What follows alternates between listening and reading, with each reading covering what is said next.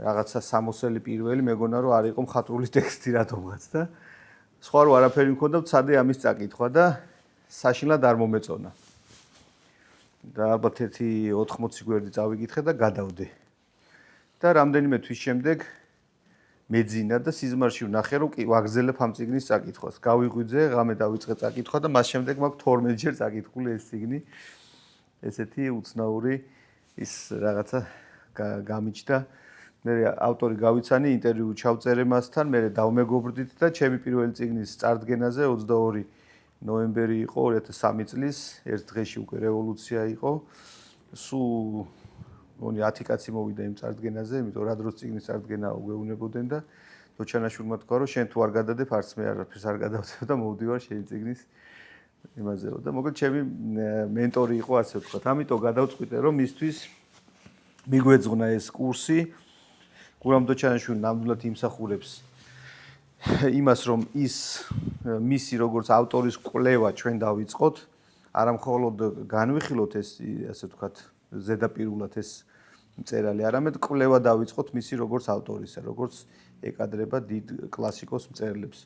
სამწუხაროდ საქართველოში ესე ხომ სანამ არ გარდაიცვლება ადამიანი, მანამდე ამაზე არავინ ფიქრობს, მაგრამ კიდევ უარესი არის ის, რომ არც გარდაცვალების მერე ფიქრობს ხოლმე როგორც წესი ამაზე ვინმე.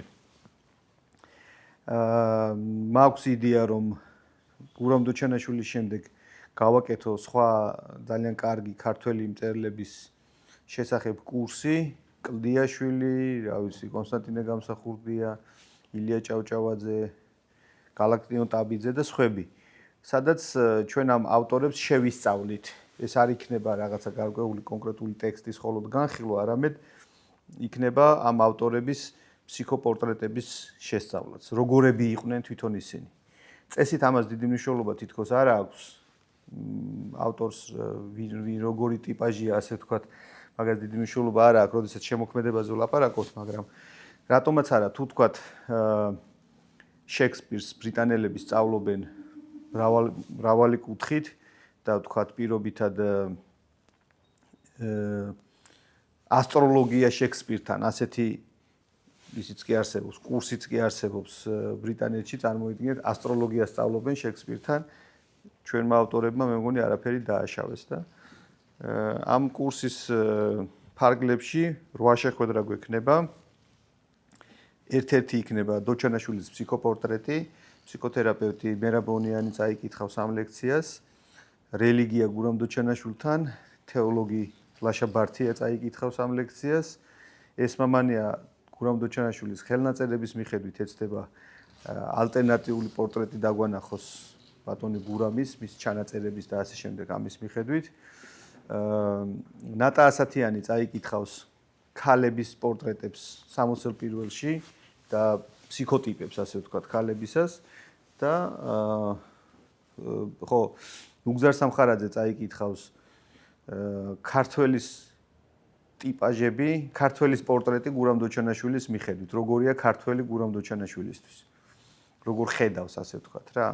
ესეთი საინტერესო არის და ბესოხედელიძე წაიკითხავს კაცი, რომელსაც ლიტერატურა უყვარდა, ანუ მატერიალიზმი და იდეალიზმი გურამ დოჩანაშვილთან როგორ წარმოუდგენია. ასეთი ციკლი გვექნება და ვინც ამ კურსს დაესწრებით, მინდა მოგილოცოთ, იმიტომ რომ თქვენ მე ვფიქრობ მსგავსი სხვადასხვა მრავალფეროვანი ხედვით გურამ დოჩანაშვილთან ალბათ ესე სხვა კურსზე ესე ჯერჯერობით ვერ ნახავდით და ამის შემდეგ იმედია რომ სხვებიც მოინდომებენ მსგავსი კურსის გაკეთებას. პირველ რიგში ვიკითხავ, ვის აქვს წაკითხული 60 პირველი. დღეს მე 60 პირველზე ვილაპარაკებ, ამიტომ ვისაც წაკითხული გაქვთ, თქვენთვის ბევრი რამე უფრო მეტად გასაგები იქნება. ნუ რა მნიშვნელობა აქვს წაკითხვა? ხო, ეხლა მეც ბოლოს დავიკითხე. ხო, 60 პირველი არის ძალიან გურამ დოჩანაშვილის, ასე ვთქვათ, საეტაპო და მთავარი ტექსტი, ეს მაგნუს ოპუს, რასაც ამბობენ ხოლმე. მე ვფიქრობ, რომ გურამს აქვს ამაზე არანაკლები სხვა ნაწარმოებებიც, მათ შორის რამდენიმე მოთხრობა ისეთია, რომ ძალიან სერიოზული თემებს ეხება. მაგრამ ეს წიგნი მაინც არის ძალიან ბევრი ადამიანისთვის იმდენად საყვარელი, რომ ერთი პერიოდი ფორუმჯი იყო ესეთი ადგილი, რაღაც სანამ Facebook-ი მოიხოდებოდა, იქ ვიკრიბებოდით ხოლმე და თემაც კი იყო, ესე იგი, გურამ დოჩანაშვილზე, ძირითადად მევხსნიდი ხოლმე ამ თემას და აი ციტატებით ვლაპარაკობდით ერთმანეთთან ხალხი. აი რაღაცა ერთს რო ეტყოდი ადამიანს, რაღაცას ამ წიგნიდან, ხო ის პასუხს კი არ გიბრუნებდა ჩვეულებრივად რაღაცა სხვა ციტატით და აი ესე ვლაპარაკობდით ხოლმე და მოკლედ ძალიან პოპულარული ავტორი იყო ადრე უფრო მეტად. ეხლანდელ თანამედროვეობაში რატომღაც თითქოს მინელდა მის მიმართ ინტერესი. მაინც მე მგონი ყველაზე გაყიდვადი ავტორია დღესდღეობით საქართველოში, მაგრამ ვფიქრობ, რომ კიდევ უფრო მეტად შეიძლება ამ ავტორის პოპულარიზაცია. მე ვეცდები ყველანაირად, რომ დაუბრუნო, ასე ვთქვათ, ის სიკეთე, რაც მე გურამისგან მახსოვს ამ ავტორს, ამ წერალს და მე პირადად ვეცდები, რომ სანამ აქ ფასკუნჯი იქნება, ყოველთვის პოპულარიზაციას გაუწევ გურამ დოჩანიშვილს. მეცაც გეტყვით წერის მასტერკლასზე ბატონი გურამის მიხედვით ყოველთვის მომყავს ხოლმე მაგალითები. ანუ აიძულებ ხალხს რომ წაიკითხონ, იმიტომ რომ ისე ვერ გაიგებენ, ასე ვთქვათ, იმ მაგალითებს თუ არ აქვს წაკითხული. ამიტომ კარგი, მე ვილაპარაკებ გურამ დოჩანაშვილის 60 პირველზე. თემა ასეთი ვთქვით, რა კავშირშია 60 პირველი და ოდისევსის მოგზაურობა ერთმანეთთან. ხო, საინტერესოა, რაღაცნაირად თითქოს ორი განსხვავებული ტექსტი არის. ამას პრინციპში ადრე უნდა მივხვდარიყავი, რომ 60 პირველი პირდაპირ კავშირში არის ოდისევსის მოგზაურობასთან, იმიტომ რომ გურამ დოჩანაშვილი ძალიან ღრმად იცნობს ძველ ბერძნულ ლიტერატურას.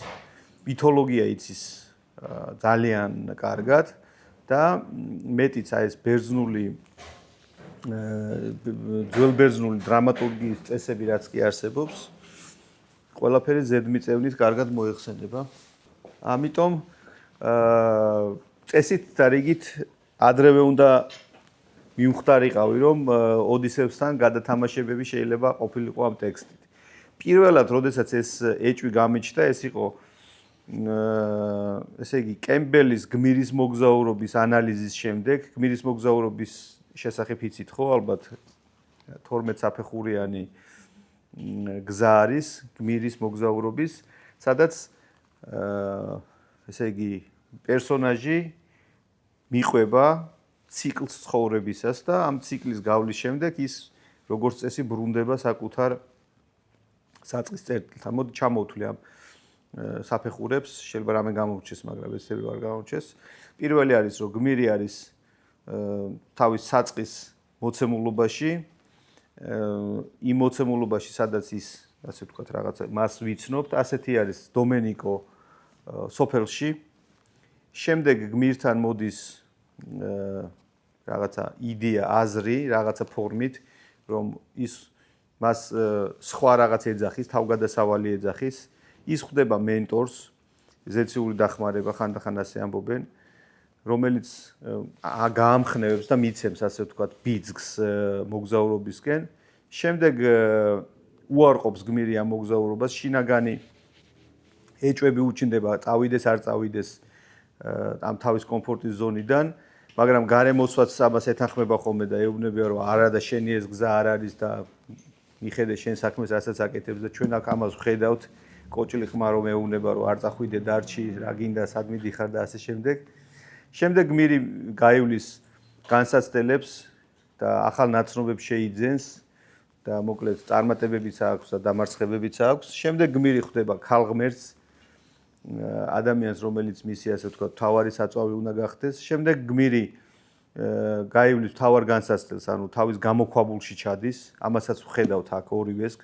მისი ქალღმერთი 60 პირველში დომენიკოს ქალღმერთი არის ანა მარია, ხოლო მისი განსაცდელი, სადაც ის უნდა გამოიწრთოს როგორც გმირი, ეს არის კამორა, სადაც ის საკუთარი ნებით შედის.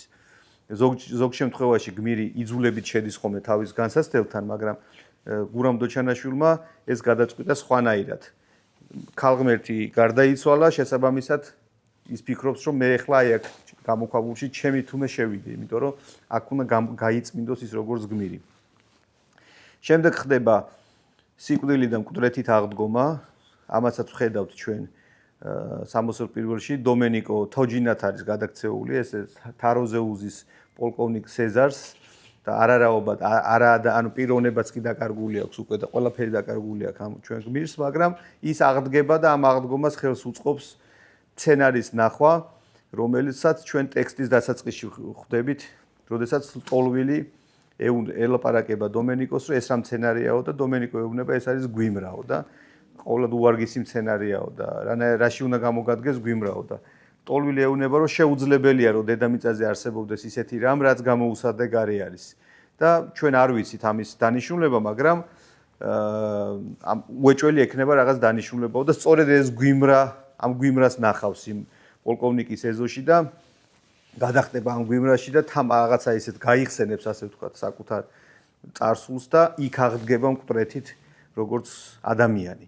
სხვათა შორის გვიმრა მართლა კარგი მცენარე ყოფილა, ფშავში ვინც ხართ დამყოფი, არის ეგეთი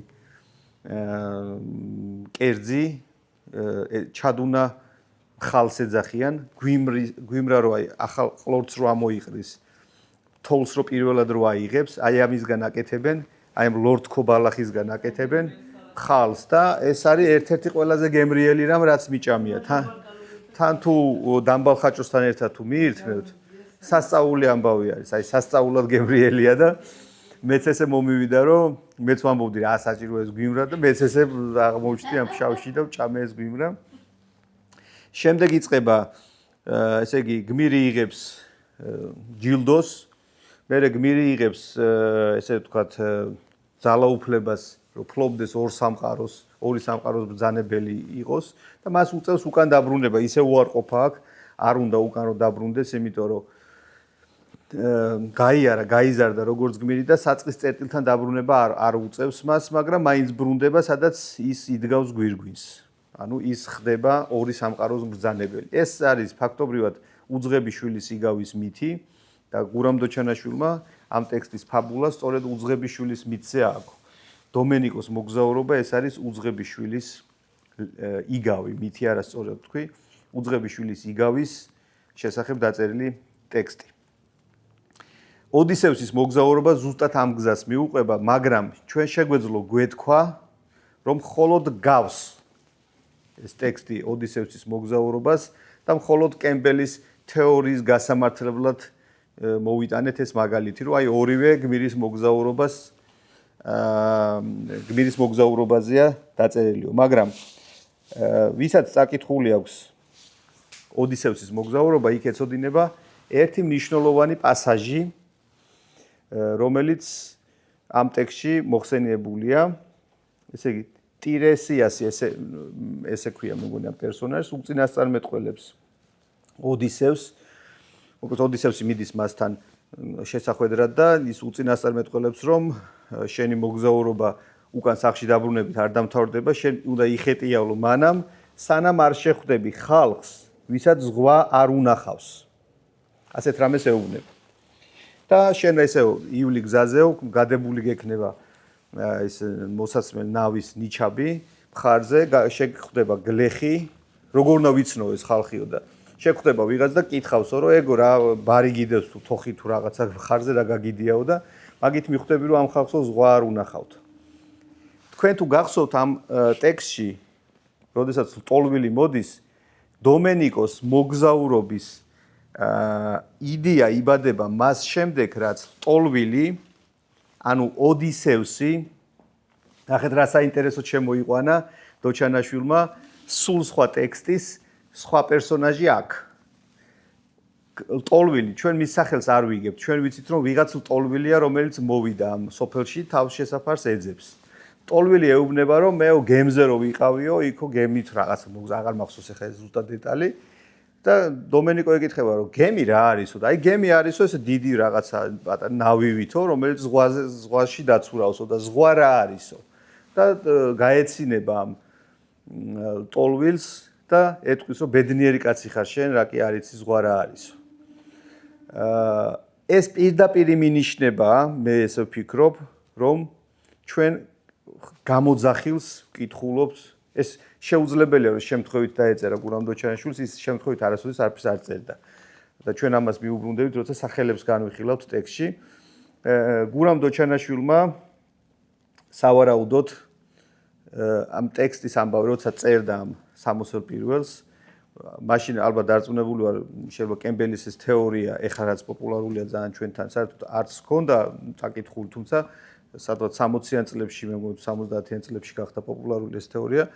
არც იმას გამოვრიცხავ, რომ ქონოდა საკითხული, მაგრამ გურამ დოჩანაშვილმა როგორც დიდი ინტუიციის მქონე ავტორმა და როგორც ზოგადად დიდმა ავტორმა და პროფესიონალმა მწერალმა მოიფიქრა ეს ოსტატურად ეს ამბავი, რომ ჩვენ ტექსტს სამოსელი პირველის კითხვას ვაგრძელებთ იმ მომენტიდან, როდესაც ოდისევსი რაც არ ჩანს, ასე ვთქვათ, იმ ტექსტში, აგრძელებს თავის მოგზაურობას და წარმოიდგინეთ, რომ აი რაღაცა ორი სხვადასხვა სამყარო ერთიანდება.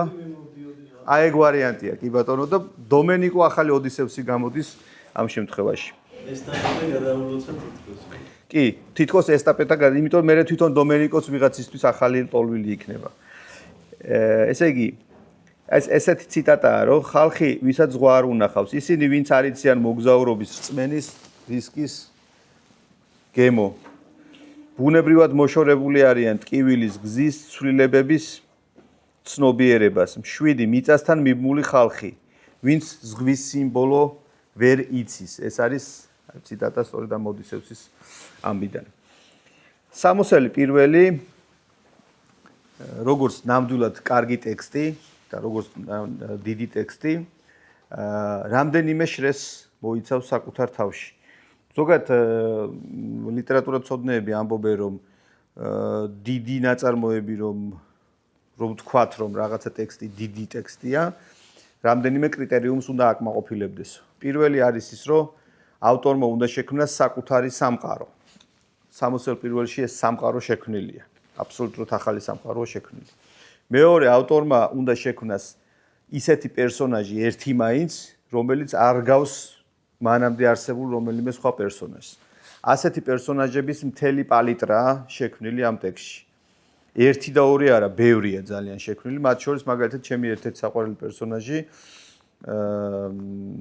ალექსანდროს ძმა მიჩინიო. ძალიან საინტერესო პერსონაჟი. და მესამე, ავტორმა უნდა შექმნას საკუთარი ენა.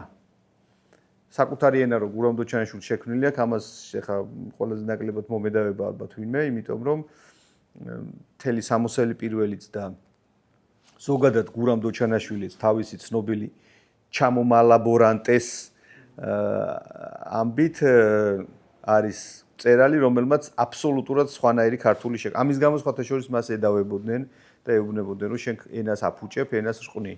პირიქით არის, სწორედ ენის ბრჭყალებში გაფუჭებით მიყავს ენა ნებისმიერ ავტორს წინ. იმიტომ რომ შენ რო დაწერი ისე როგორც თქვათ, წერდა კონსტანტინე გამსახურდია, ლიტერატურა აღარ განვითარდება, იმიტომ რომ კონსტანტინე გამსახურდიამ ეს ერთხელ უკვე გააკეთა, დაწერა. ამიტომ მეორე სხვა ვიღაცამ სხვანაირად უნდა დაწეროს. კონსტანტინეს მერე ჭილაძე უნდა დაწეროს მხოლოდ ისე როგორც ჭილაძე წერს, გურამ დოჩანაშვილმა ისე როგორც გურამ დოჩანაშვილი წერს და ასე შემდეგ. და ამის გარდა კიდევ ესე იგი მოთხოვნა მწერლების მიმართ არის ის, რომ ლიტერატურული ტექსტი უნდა აკმაყოფილებდეს და უნდა ვითარდებოდეს რამდენიმე შრეში. აი როცა კითხულობ ტექსტს, ერთი შრე არ უნდა იყოს, მხოლოდ ერთ დონეზე არ უნდა იშიფრებოდეს ტექსტი. ერთია რამდენი შრეზე შეგვიძლია ჩვენ წავიკითხოთ ესა თუ ის ნაწარმოები და მეორეა რამდენი შრე იტევს თვითონ ტექსტი. შეიძლება ეხლა ვიღაც მკითხველმა ვთქვათ პირობითად პატარა პრინცში მხოლოდ პატარა რაღაც ზღაპრული ამბავი წაიკითხოს, მაგრამ ვიღაცამ ეს ისტორია ალეგორიულად ვთქვათ ქრისტეს ამბავსაც დაუკავშიროს. ხო ხვდებით, ანუ შრეებს ტოვებს საიმისოთ, რომ ჩვენ ეს ტექსტი სიღრმისეულად განვიხილოთ. სამოცელ პირველში არის რამდენიმე შრე. მე ვფიქრობ, რომ კლასიკურად მიღებული არის, რომ დიდი ტექსტები 4 შრეზე ვითარდება.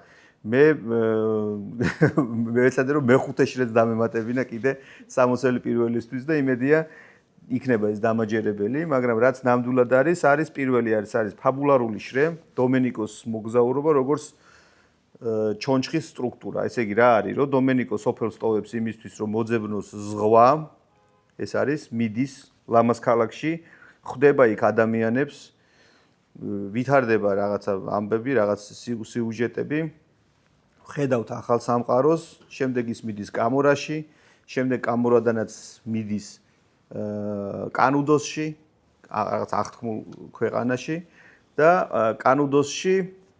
კანუდოსის დამარცხების შემდეგ ის ბრუნდება სახლში, ოღონდ ჯერ მეღორედ იწყებს მუშაობას და უკიდურესად ცუდ პირობებშია და გადაწყვეტს, რომ მამაჩემთან მეღორეებს უფრო უკეთესად ექცევიან ვიდრე აქო და ბოლო-ბოლო მამაჩემთან მაინც დავბრუნდები, იმიტომ რომ სუმცირე როგორც მეღორეს უკეთესი პირობები მექნებაო. და ესე იგი, პირველი შრე ამ ტექსტის არის სწორედ ესეთი ფაბულარული შრე. მეორე შრე ამ ნაწარმოებში, რაზეც შეგვიძლია თქვათ ესე ვიმსჯელოთ. ეს პირველი რაცაც ყველა ვიგებთ, ხო? ყველა ვკითხულობ და ყველა ვიგებთ. მეორე შრე ეს არის ფსიქოლოგიური შრე. ყველა ნაწარმოები ვერ იტევს ამ ფსიქოლოგიურ შრეს, თუმცა კარგი ტექსტში ფსიქოლოგიური შრე უნდა იყოს. ხო, ვინ არის დომენიკო? ეს არის ესეთი სუსტი ადამიანი, მოსაზელი ცომი, როგორც მას გურამ დოჩანაშვილი უწოდებს, ცომი, რომელიც ჯერ არ არის გამომცხვარი და აფუებულიც კი არ არის. ესეთი შინაგანად არეული ადამიანი, რომელიც ეძებს არა ვიღაცა კონკრეტულ ტიპს, არამედ ეძებს სინამდვილეში საკუთარ თავს, დაბოდიალობს, დახეტიალობს, იმიტომ რომ საკუთარი თავი აინტერესებს და საკუთარი თავის შეცნობა უნდა. ეს არის თვით იდენტობის დაკარგვის აშკარა მოწმობა და ამ ფსიქოლოგიურ შრეზე ჩვენ ვხედავთ ადამიანის, კონკრეტულად ამ შემთხვევაში მამაკაცის ჩამოყალიბების ეტაპებს. არქეტიპულ დონეზე რო ჩვენ ეს ტექსტი განვიხილოთ, 4-ვე შრეს გადის ჩვენი გმირი. უფლისწულიც არის, მერე არის ქურუმიც, არის მეომარიც და არის მეფეც. ანუ როდესაც მას სამოსელ პირველს, ანუ სიმბოლურ ესე იგი ედემის მას რა ქვია, სამოს ჩააცმევენ, ის უბრუნდება თავის პირვანდელ დანიშნულებას, ანუ თავის ბუნებრივ მდგომარეობას. ესე იგი, აი ფროიდის მოდელის მიხედვით ადამიანი განიცდის მუდმივ შინაგან კონფლიქტს, დომენიკოს ეგო იბრძვის სინდისა და ტოლვებს შორის, ხოლო იუნგის არქეტიპების მიხედვით, როგორც გითხარით, დომენიკო ეძებს თავის მეორე ნამდვილ სხეულს, ანუ თვითობას. აი ეს განხრთობას, რასაც ჩვენ ვამბობთ ხოლმე, თქვათ, პირობითად ქრისტიანული თვალსაზრისით, დომენიკო სწორედ აი ამას ეძებს, ისე რომ თვითონ ვერ ხვდება. თვითონ მიდის სახეტიალოდ, საბოდიალოდ და მთელი სამყარო მის ირგვლივ მოწყობილია იმგვარად, რომ ის უნდა განეღმრთოს. ზუსტად ასე გავდივართ ჩვენ ცხოვრებას, ჩვენ ცხოვრების ირგვლივ რაღაც ამბები რო ხდება და რო ტრიალებს, ჩვენ ამას აღვიქვავთ როგორც რაღაც შემთხვევით ამბებს, შემთხვევითობა სინამდვილეში არ არის. აი სამყარო ხო თავისთვის არსებობს, მაგრამ თითოეული ადამიანისათვის ეს სამყარო როგორც სამოსი ირგვლივ ისე არის. შენთვის ხდება ყველაფერი რაც ხდება. პირობითად სადღაც ვიღაცა რაღაც დიდი ომი რო ხდება და ამბავი რო ტრიალებს, შენ თუ ეს თემა გეხება, ესე იგი შენთვის ხდება ეს ამბავი. აი ამ იდეას მიყვება გურამ დოჩანაშვილი. მესამე შრე ეს არის ძალიან ცხადი შრე, რაღაც გაკვირით ამაზე უკვე ვილაპარაკე. თეოლოგიური შრე, სამოსელი პირველი ეს არის ცოდვისწინა მდგომარეობის სიწმინდის ადამიანის პირველყოფილი ბუნების სიმბოლო. ამას აცვამს მამა ხო, მე ბოლოს უბრუნებს, ასე ვთქვათ რა. დომენიკოს რო გონია რომ მე როგორც მონა უბრუნდები მამასთან, მამა მას როგორც ნამდვილ, ასე ვთქვათ, მეფეს ისე მიიღებს. დაკარგული სამოსი ეს ედემის სიმბოლოა, სამოთხის მდგომარეობა, ანუ იქ სადაც ადამიანი იყო ღმერთთან ერთად. დომენიკო ვერაცნობიერებს, რომ სწორედ ამ მდგომარეობას, ამ სიმშვიდეს და ერთიანობას ეძებს, რაც მიწიერი არსებობის განმავლობაში დაიკარგა. სამოსელი პირველი სრულიად აგებულია სახარებისეული იგავის, ესე იგი, უძღებიშვილის ამ იგავზე. ეს ცალსახა არც ექვემდებარება არანაირ განხილვას. აქ ყველა სიმბოლო პირდაპირია, მამა ღმერთი ეს არის მამა არის მამა ღმერთის სიმბოლო. კოჭლიყმა ეს არის მინიშნება ჩემი აზრით იაკობზე, კოჭლი იაკობ ღმერთთან მებრძოლ იაკობზე, სოფელი ეს ედემის სიმბოლოა, საიდანაც დომენიკო გადის და ბრუნდება, როგორც უძღებიშვილი და ასე შემდეგ. ანუ ყველაფერი ამ სიმბოლოებში ჯდება.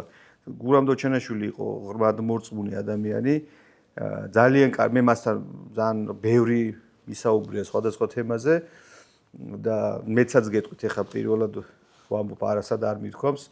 ერთხელ მითხრა რომ მე სერიოზულად ვფიქრობ ბერად აღკვეცაზეო და ვერ ვდგავო ამ ნაბიჯსო და მეფიქრება მუდმივად რომ ხო არ გადავდგა ეს ნაბიჯიო და მაშინ ვუთხარი რომ ეხლა თქვენ როგორც გიყურებთ როგორ ცხოვრობთ მეთქი ეხლა ბერი რომ ყველა ბერი რომ ესე ცხოვრობდეს მეთქი მაშინ ყველაფერი კარგად იქნება და რა ვიცი მგონია რომ უკვე ხართ ბერი მეთქი იმიტომ რომ მუდმივ მარხვაში იყო გამოკეტილი პატარა ოთახში მუდმივად შრომობდა ლოცვა წერა ძილი ცოტა ძილიდან ხო და საოცარ სიკეთეს ყველა მომსვლელს მე არა მარტო ბევრ ახალგაზრდა მწერალს ეხმარებოდა და ესეთი დამხმარე კაცი აი საქართველოში ყველა მწერალს რო კითხო ყველა გურამდოჩა გეტყვის რომ ჩემი მენტორი იყო ალბათ ესე იქნება იმიტომ რომ ყველას ეხმარებოდა ეს მე რომ ეხმარებოდა მეგონა რომ მარტო მე მეხმარებოდა და მე მივხვდი რომ ყველასთან ესეთი იყო ანუ არიან ადამიანები რომლებიც მზესავით ანათებენ ანუ მზე ხო არ ამბობს რომ ეხა მაგალითად დავეხმარები მოდი საქართველოს და ჩრდილო კორეაში არ გავანათებ არა ყველგან ანათებს ხო ესეთი იყო გურამ დოჩანაშვილიც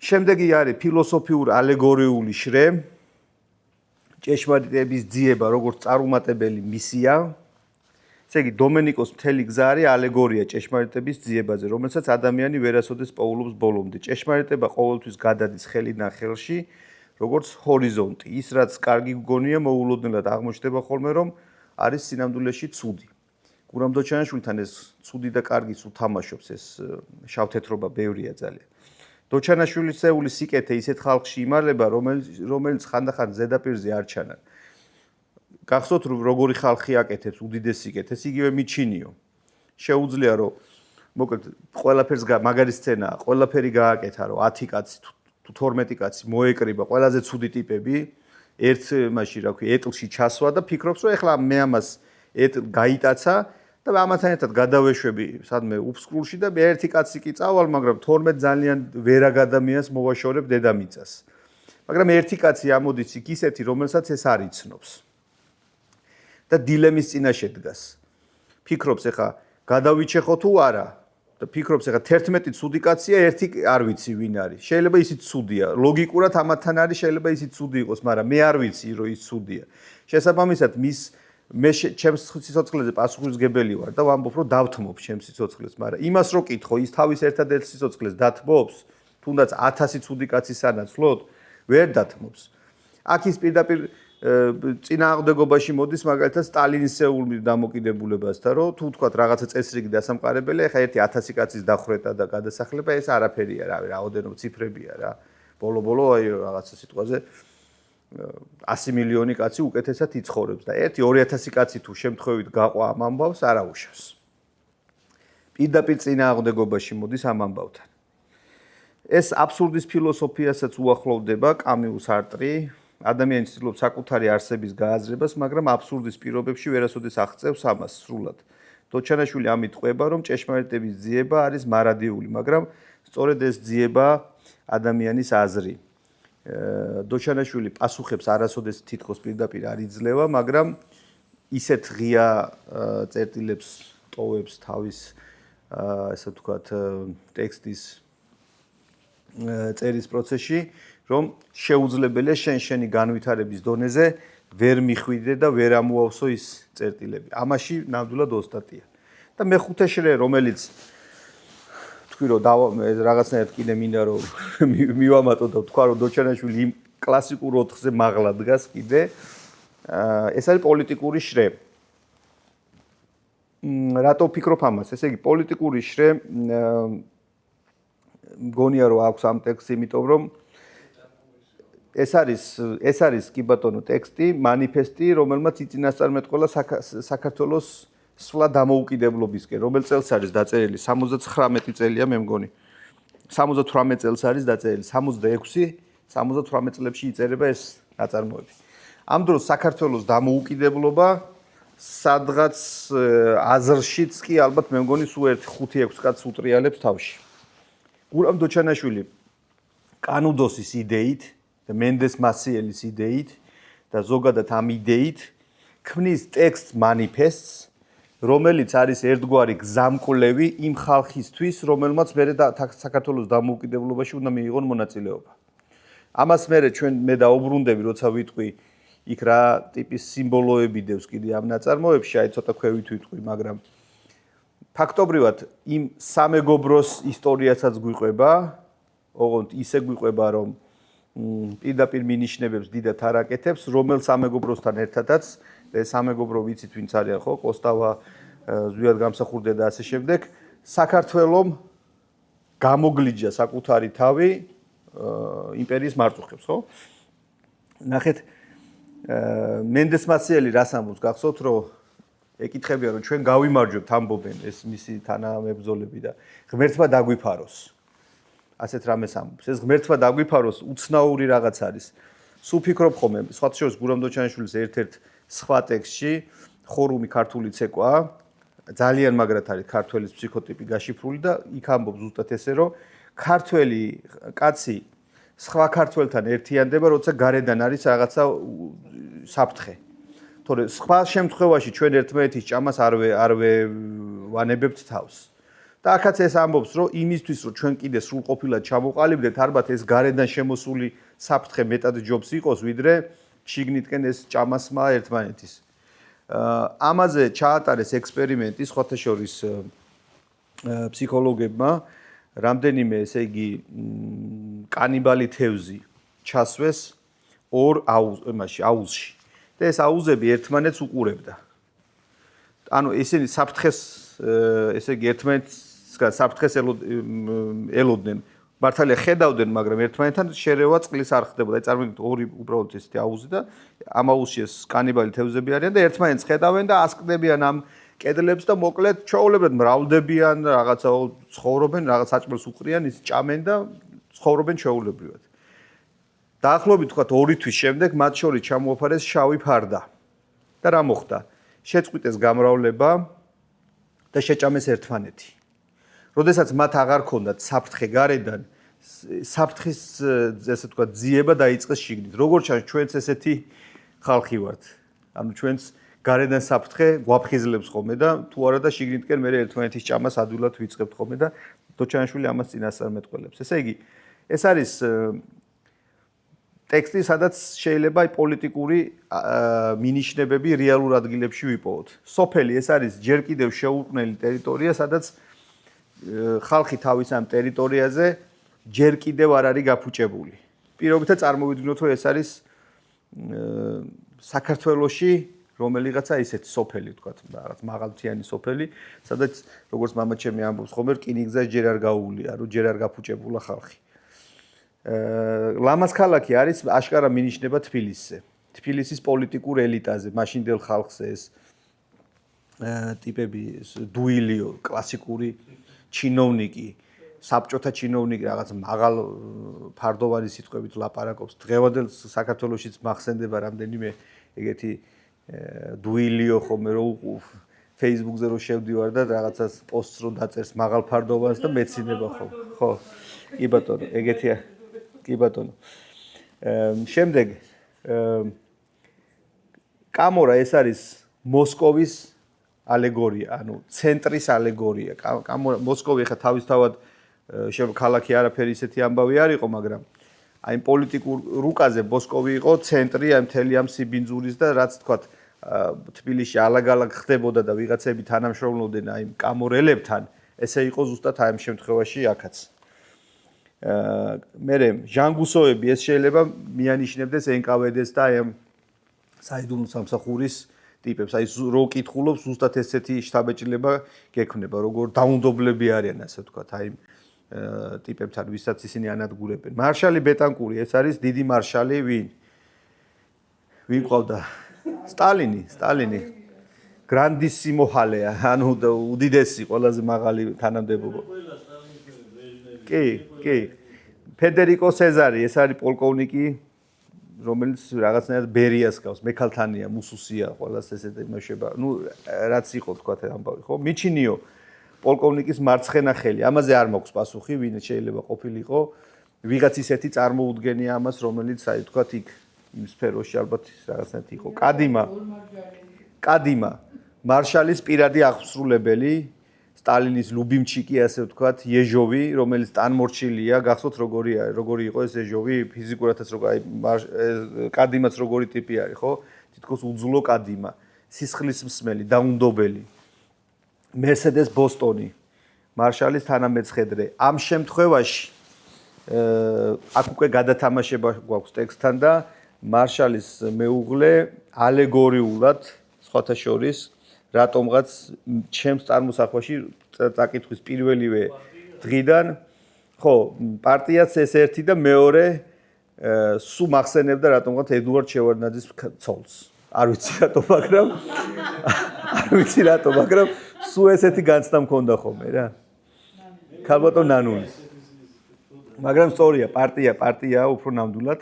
გრეგ რიკიო მხატვარი კოლექტიური ხელოვნების ელიტა, მაქსიმ გორკიდან დაწყებული, უბრალოდ სახელებს არ დავასახელებ ქართულ რეალობაშიც, რამდენი იყო ესეთი, შენ მიდი თუნდაც იარე ისე რომ ვითომ ხელშეუხებელი ხარ, მაგრამ როცა საჭიროა ჩემ ფეხით უნდა ეგდო და ფეხებს მილოკავდე, იმიტომ რომ ესე იყო, ანუ ესე იგი სახელოვნებო ელიტა ასე ცხოვრობდა. გარედან უნდა ჩანდეს რომ შენ ამბოხი შეგიძლია, შენ შეგიძლია რომ აი ესე თითქოს შემეპასუხო კიდეც, ოღონდ ზომიერების ფარგლებში, რასაც აკეთებს გრეგ რიკიო, მაგრამ არ უნდა დაგავიწყდეს რომ შენ ჩემი აი ესეთი ხელის ბიჭი ხარ და ეს რო არ დაავიწყდეს, ამიტომ თავის პირად ოთახში ამას აკეთებინებს. შემდეგი კანუდოს თავისუფლების სიმბოლო, შეგვიძლია ჩავთვალოთ რომ ესაა გორგასლიანის ამბავი. აი გაერთიანების, სადაც გურამ დოჩანაშვილი იყო. და ეს არის კლასელების ამბავი, ვინც საბჭოთა რეჟიმმა გაასამართლა. გურამ დოჩანაშვილი, მერაბ კოსტავა, გურამ სხიტლაძე, ანატოლი მიქაძე, ვლადიმერ ვოვა სიხარულიძე, თემურ მეტრეველი, თეიმურაზ ცერცვაძე და თამაზ გუნჯუა. მე სახელების სიმართლე რო გითხრათ, არ ვიცოდი, მე მოვიძიე და ვნახე რომ ეს ხალხი იყვნენ, ეხლა ვიცოდი მერაბ კოსტავა და რა თქმა უნდა თვითონ ის რა ქვია, ზვიად გამსახურდია. ეს იყვნენ კლასელები, რომლებმაც აი ამ რაღაცა დაუდეს სათავე თავისუფლებისკენ სწრაფვას ქართველი ერის ხო იდეა გააჩინეს კი ბატონო და ტიპაჟურათაც მე მინდოდა რომ გამერკვია უბრალოდ ვეღარ მოვახერხე სულ ფიქრობდი ხოლმე რომ თვითონ გურამ დოჩანაშვილი რომელს გავს ზემორეირას ვამსგავსებ მე ესეთი მაღალი რაღაცნაირი ესეთი ტიპი რაღაც თავისებური არის ხო გახსოვთ ეს ცნობილი კანონდოსელები დიდი ხუთეული და ამიტომ მე ვფიქრობ რომ ეს პოლიტიკური შრე სავსებით აკმაყოფილებს იმას რომ თქვა ჩვენ ეს ნაწარმოები აი ამ შრეშიც თავისუფლად განვიხილოთ იმედია დამეთანხმებით ამ ამბავს ეხლა მეორე ამბავი კიდე ტექსტი და სახელები ამ ნაწარმოებში არის ძალიან უცნაური სახელები მოტანილი თქვენ გახსოვთ ალბათ ხო ძალიან უცნაური სახელებია და ბევრი ამბობდა რომ უბრალოდ ქართული სახელები არ მოსწონდა გურამს და იმიტომ აიღო ეს სახელები იტალიური სახელებიო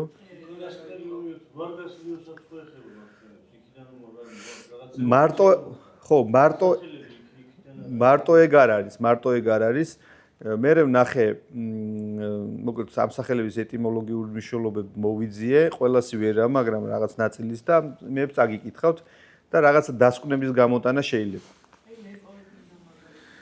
კი ბატონო დომენიკო ეს არის დომენიკუს უფლისადმი მიკუთვნებული ძე ღვთისა მამა შემდეგ გვეგვე ძველ ქართულად ნიშნავს ესე იგი შესაძლოა ნიშნავდეს ძველ ხალხურ წმენას პაგანიზმს ანუ აი ესეთი ხო ხვდებით ეხლა წარმოიდგინეთ ქრისტიანობა რო წარმოიდგინოთ და ძველი წმენა წარმოდგენები რაც არის როგორია გვეგვე გახსოვთ ალბათ ხო ნანდუ სირაკლე მასებთა ოჯახის წარმომადგენელი არის ეს ნანდუები თურმე და ეს ნანდუ როგორია ხო გახსოვთ ცოლთან მიმართებით ამბავი რო ტრიალებს ესე იგი ეს ნანდუ და რესა და ეს ამბები რო არის რესა ღმერთის ნებას მინდობილი ღმერთის განაჩენით კმაყოფილი რესა ესე იგი ნანდუსა და რესას შორის რაღაც ერთ-ერთი ზუსტად არ მახსოვს რომელი ერთი მეორის ცოლთან დადის და მამასთან მიდიან განაჩენის გამოსატანად და ის ეუბნება რომ დაუკარი სალამური და გველი უკპენს და რესას უკპენს კი ბატონო ტოლვილი ოდისევსი ეს არის ესე იგი წეღარაც ვილაპარაკეთის შემდეგ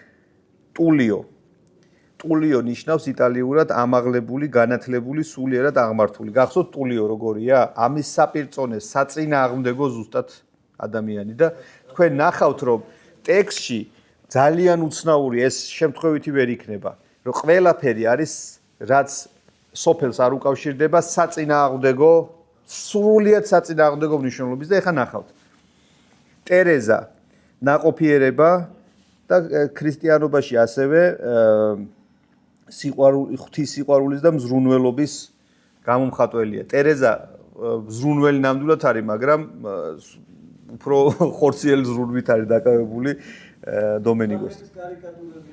სრულიად ყველაფერი რაც არის, ეხლა ნახავთ შემდეგ. ცილიო, ცაში არსებული მაღლამყოფი ცილიო, რომელიც არის სრულიად ამის საწინააღმდეგო ამბავი. ალექსანდრო, მამაკაცი რომელიც იცავს, ალექსანდრო არის ისეთი როგორიც არის და ესე იგი ნახეთ ტექსტში როგორ არის ადამიანებმა თითქოს საკუთარი სახელებისგან გამომდინარე დაკარგეს სახეები და ნიღბებით დადიან და ვისაც ნიღაბი არ დომენიკოც ესეთია ნიღბით დადის და ნიღბის ჩამოგლეჯვის მერე ხდება ის ვინც ხდება ისეთი. ანა მარია დედობრივი მზრუნველობა სიწმინდე. უგო გონებრივი სიფხიზლე. სინამდვილეში უგო არის შეშლილი გახსოვთ ხო? ფსიქიკური აშლობის მქონეა. დუილიო მამაცი პატრიოტი ლიდერი. ლეპოლდინო პატარა ლომი ლეოპარდი. ლეპოლდინო ხო გახსოვთ? შეშინებული როყვირის რო ხო ყველაფერი რიგზია. კამორელები ედმუნდო ბეტანკური. ესე იგი ედმუნდო გამარჯობა და ედმონდო მეორენაირად იშიფრება ასე.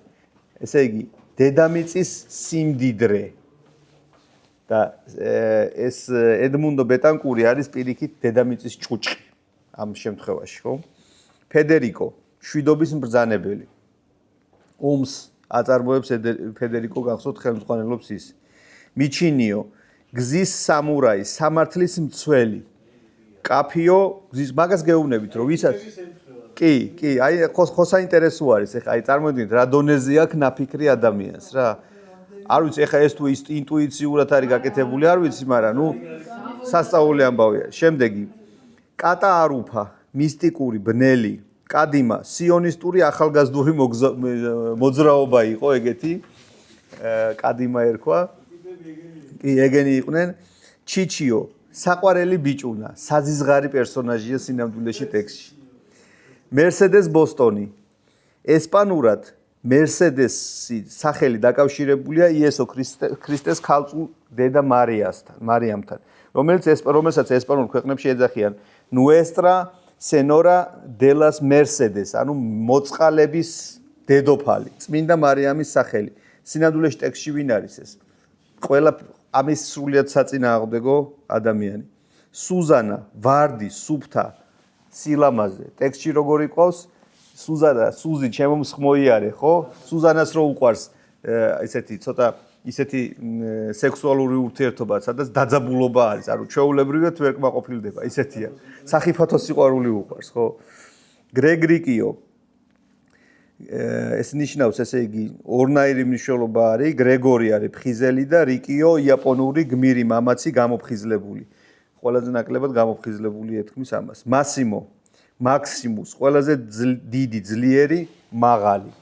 მაღალი ნამდვილად არის მასიმო, მაგრამ დიდი და ძლიერი არ გახსოვთ ის როგორ არის ჩასრული ბოლოს შურისძიების დროს.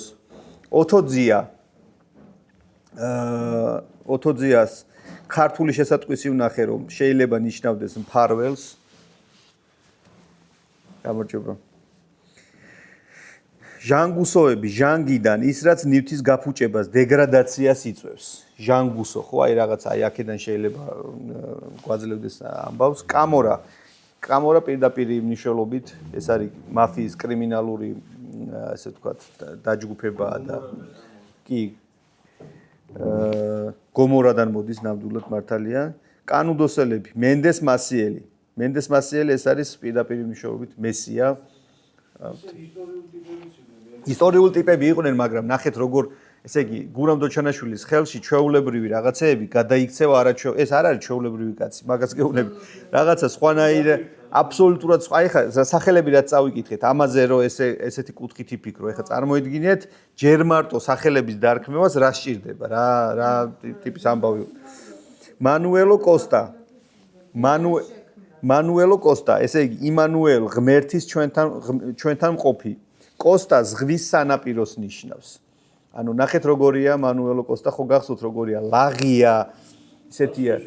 ხო, როგორი ტიპია, ეგეთია, ხო? ზე მორეირა. ეგეც ისტორიული ფიგურაა ჟოზე მორეირა. გამოყენებულია ის რევოლუციის პასაჟი აშკარაა. ხო და როგორ უნდა დაამთხიო, რომ თან გამოიყენო ის და თან ეს სახელები, ნახე. ჟოზე ესე იგი იოსებთან არის გადათამაშება ზეთისხილის შესაძლოა მაგას ეს შრეები თუ იცოდე მაგრამ ეს მუსიკა ოთოძია ის ხანა ოთო მუსიკა ჟღერადობა კი იოსები ესე იგი ჟოზე იოსები არის შესაძლოა ეს ორი იოსებიდან იყოს ძველი აღთქმიდან გაყიდული იოსები ან მარიამის ქმარი იოსები როგორც მორჩილების ოჯახურის სიწმინდის სიმბოლო აი ამ ორიდან ვერ გადავწყვიტე რომელიც შეიძლება ყოფილიყოს მოხუცი სანტოსი. სანტოს ეს არის წმინდანი. წმინდანები. როგორია მოხუცი სანტოსი? გახსოვთ მისი შურის ძიება იმის ნაცვლად რომ როგორ ველოდებოდი ამ დროს ამ ტექსტში რომ მეთქი აი ახლა გამოჭრის ყელს გემრიელად მეთქი აი შურს იძიებს და დოჩანაშვილმა რა გააკეთა რომ თელი ცხოვრება ემზადება ეს მოხუცი სანტო რომელიც მოხუცი არ არის სინამდვილეში. უბრალოდ გაჭაღარავდა და დაბერდა იმიტომ რომ შვილი მოუკვდა და ცოლი მოუკვდა იმის გამო რომ მასიმომ ხელი სილა გააწნა შვილის თვალწინ და შვილი ნერვიულობისგან გარდაიცვალა და როგორი შურის ძიება აქვს რომ ესე იგი ხბოს რო წევს და ბოლოს ხარი როა და ხარი რო იცოხნება უკვე აღარ დარდობს და ესე წევს ზევით ქვევით და კაცია რომელსაც რკინის ძალა აქვს ანუ რკინასავით არის და აიტაცებს ამ ჩვენს იმას მასიმოს ორითი ხო და ეუბნება რომ გიშვებ როგორც ნაბიჯვარს ანუ საშინელი რა ვიცი რაღაც შურის ძიების ამბავი ჟოაო აბადო პორტუგალიურად ეს არის აბატი იოსები მეორენაირად ამბობენ რომ მონასტრის წინამძღვარი როგორია ჟოაო აბადო გახსოვთ აი ესეთია ტიპი აი კლასიკური ეგეთი ტიპია თითქოს მაგრამ როგორი გულჩვილი როგორი დიადი როგორი ძლიერი ბოლოს როგორ მასხარაობს, ანუ რაც ცხოვრებაში არასოდეს არ გაუკეთებია, ზუსტად იმას აკეთებს, იმიტომ რომ გადაარჩინოს ხალხი.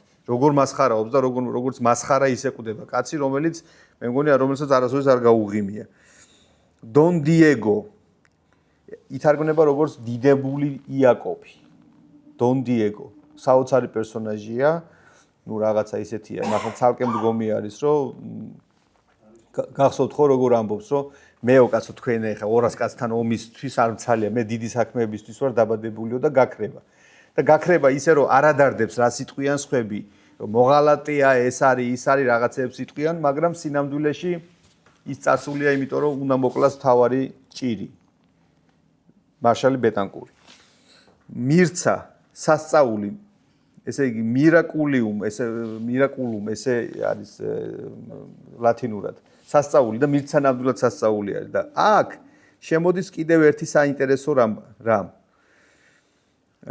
სერტანელების ნაწილზე როცა მივდივართ, ხედავთ რომ ესე იგი ვისაც საკუთარ სახელს ამართლებს, ის არის ადამიანი ნიღბის გარეშე და ვინც საკუთარ სახელს არ ამართლებს, ეს არის ადამიანი ნიღბით. ანუ აი ამ თვითობასთან სრულიად დაშორებული ტიპები. და ხო მთელი ტექსტი რო გავიარეთ, ხო ესე ჩანდა და ნახეთ რა არის. როცა სერტანელებთან მივდივართ, არის აქ არიან გრეგორიო პაჩეკო, პრუდენსიო, ინოსენსიო და როხასი. როხასი ეს არის პირდაპირ მნიშვნელობით წითური. ინოსენსიო ნიშნავს უმწიკლოს, პრუდენსიო ნიშნავს სიფრთხილით სავსე წინდახედულს და მოზომილს. ირევა ყველაფერი აქაც, იმიტომ რომ პრუდენსიო ზუსტად ამის საწინააღმდეგოდ მის გამო შემოდის მტერი. ანუ სიხარბით მისი შურის ძიება არის ხარბი, ანუ ძმა მოუკლეს და ამის გამო შურის ძიება მისი არის ისეთი, რომ კაატინგაში ისვრის ამ მკვდრებს, კაატინგა გაძღება, გადაიწევა და მტრის ჯარი შემოდის. ხო გახსოვთ? და კონსელიერო ეს არის რჩევის მიმცემი, მენტორი. ბალახის ფერიკაცი ეს არის განახლების და მარადიულობის სიმბოლო და ბალახის ფერიკაციც ერთგვარი გამოძახილია იმ ტოლვილთან წეღარაც თქვით ოდისევსთან ხო სულ სხვა მხრიდან მოვიდა რომ ამბობს თითქოს ეს ციკლი სუტრიალებს გარდა იმისა, რომ ერთი გმირის განვითარებას და გმირის მოგზაურობას ვხედავთ, შიგნიტკენ სუტრიალებს ეს ამბავი და გმირი ისევ პატარ-პატარა მოგზაურობებსაც ვაწყდებით და ვერაფრით ვერ ამოვხსენი სახელი ზეზუხბაია. რას ნიშნავს? ძალიან საინტერესო პერსონაჟია ამ დროს, იმიტომ რომ ესე იგი გახსოვთ ხო ეს ცირკი რო ჩამოდის და ის რო არის, რა ქვია, ცირკის ერთ-ერთი ჯამბაზი არის რა, ძალიან მებრულად რას ნიშნავს? არ ვიცი, ვერ ნახე. ჟღერადობას ისეთიებ რა, მასაც ეზუგბაია არ არის ხო?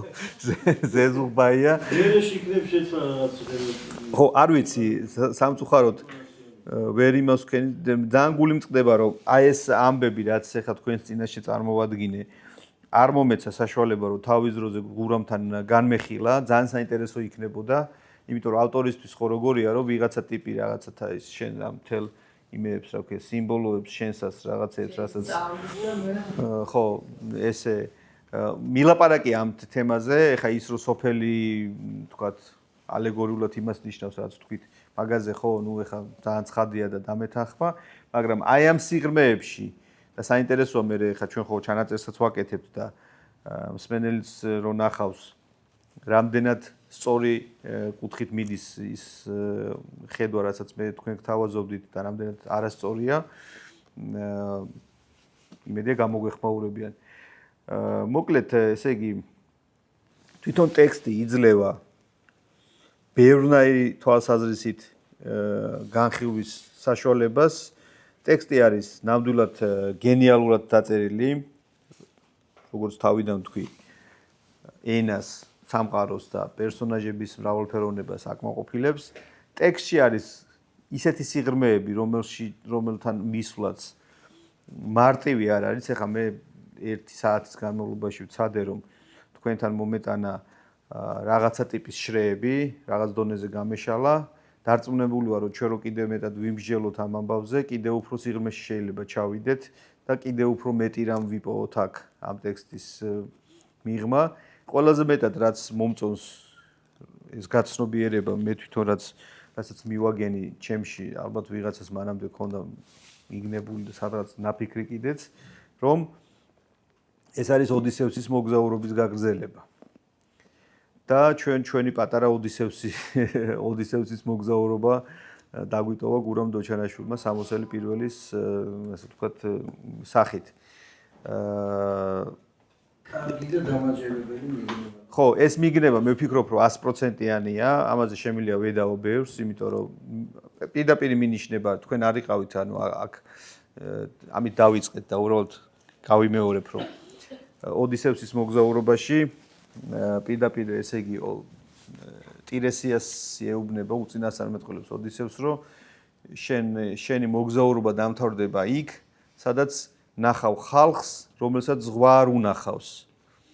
და აქ მიხვდები, რომ დამთავრდა შენი წანწალი და ხეტიალი დედამიწაზე და ეუბნება ოდისევსი პასუხობს, რომ სად ნახავ ეგეთ ხალხს ჯერ ერთი და მე როგორ მივხვდე, რომ ეს ამ ხალხთან მოვედი და ესე ნიჩბითი წახვალო გზაშიო და ესე იგი შეგეკითხებია, რომ ეს რა არისო, რა ბარი თუ რაღაცა ის არა ქვია, ნიჩაბიკა ანუ ნავის მოსასმელი ნიჩაბი უდევს მხარზე და ისინი ვერ მიხვდებიან ეს რა არისო და მიხვდები, რომ მან დამთავრდა შენი მოგზაურობა. ეს ერთი და მეორე, ეს იქნება ხალხი, რომელიც მარილს არ ხმარობს.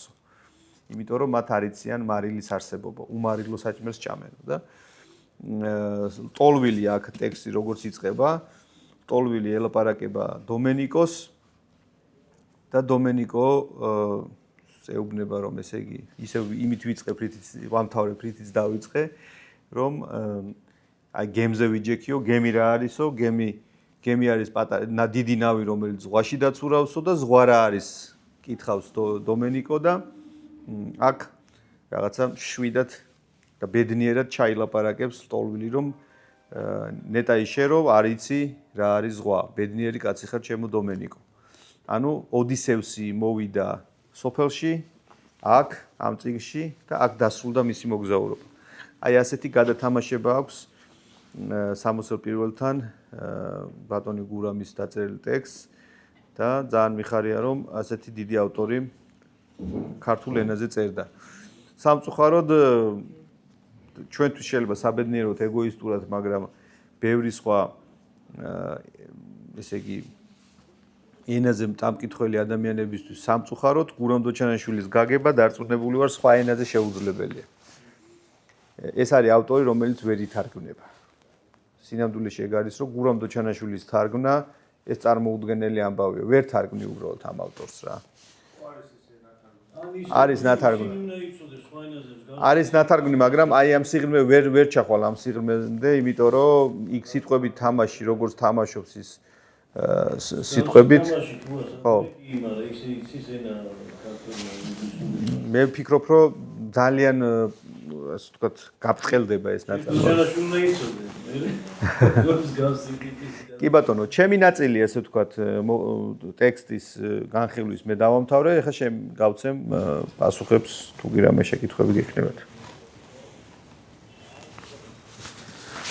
აი, მე ვაშეკითხო, რომ შეიძლება ტექსტობრივად კი არა, აი, მასშრეების ახმადობასთან დაკავშირებით საზოგადოებრივ როცა დაიწერა აი სიღრმეები ვის მიერ იქნა თქვენი აზრით პირველ რიგში დანახული. მკითხველის მიერ იქნა დანახული თუ რეცენზიის ვინც გზავნობდა შეფერების ცენზურის. მოხდა ცენზურა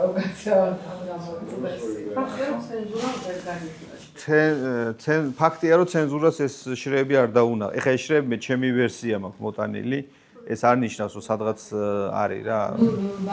ის ხო იყო ძალიან თვალყურეობის ობიექტი თავის ცხოვრების მანერა და გურამ დოჩანაშვილმა ეს ტექსტი შეაპარა მშვენივრად ცენზურას, შეაპარა იმიტომ რომ ამაზე პასუხს მისივე ერთ-ერთი მოთხრობა, სადაც ის ამბობს რომ მოკლედ მიკიჟინებენო რომ ფანტასტიკური ესე ქვია მოთხრობას ფანტასტიკური მოთხრობა. ფანტასტიკური ესე გამოვიდა, კი. ფანტასტიკური მოთხრობა ესე ქვია და მეუნებიანო, მედავებიანო რომ რა არის, არ არის აქ ფანტასტიკა არაფერს და რო გავამართლო, გურამს ჰქონდა სასწაული იუმორი. აი მე ვიცნობდი ამ კაცს და ესეთი იუმორის მქონე ადამიანი, ნუ არ ვიცი, ესეთი სხარტი იუმორი წარმოშობით ის არ იყო, რა ვიცი, დასავლეთ საქართველოსდან და ვითომ ხო ამბობენ რომ ხა დასავლეთის იუმორის ხარტი არის. არ ვიცი ხა რა მთელი საქართველო იყო ერთად ეს კაცი, იმიტომ რომ ისეთი ხარტი იუმორი ჰქონდა, სასწაული იუმორი ჰქონდა და სულ ყოველ დღე რაღაც ახალს კითხულობდა და უყურებდა. ისეთი მახსოვს რომ მისი საყვარელია ესეთი არხი, ეს National Geographic და რაღაცები თეფშით და რაღაცები უყურებდა ხოლმე და სულ ამ ცხოველებზე რაღაცები მეებს რა ქვია აი სწავლობდა ამ მეებს რა ქვია ცხოველთა სამყაროს, ბუნებას, ყველაფერი რასაც რაზეც წერდა მან იცოდა. ეს ეტყობა მის ტექსტებს. და ამ მოთხრობაში ესე ამბობს რა რომ ესე იგი ფანტასტიკური არ არისო ამ მოთხრობაზე ესე მედავებია და რო გავა ფანტასტიკუროთო გმირმა ამოიღო სიგარეტიო დადო ტაფაზე და შეწვაო. შენ ფანტასტიკაო და ესე გადაობს რა ხუმრობს რა თუ მაინც და მაინც გინდათ რომ ფანტასტიკური იყოს ტექსტი, მეტი ფანტასტიკა რა გინდა. ამოიღო სიგარეტი კოლოფიდან დადო ტაფაზე და შეწვა. აი ასეთი იუმორი ქონდია. რამდენიმე ძალიან დიდი ხნის წინ მოწადი პრინციპში 20 მეც ბოლოს წავიკითხე ალბათ 1-20 წლის წინ. მეც არ ვირმა რაღაცა მიხარ. ის ჟალობადეს ფილმის ყველაფერი ხო სახელებიც აღარ მახსოვს ეხლა რომ ისე. ხო.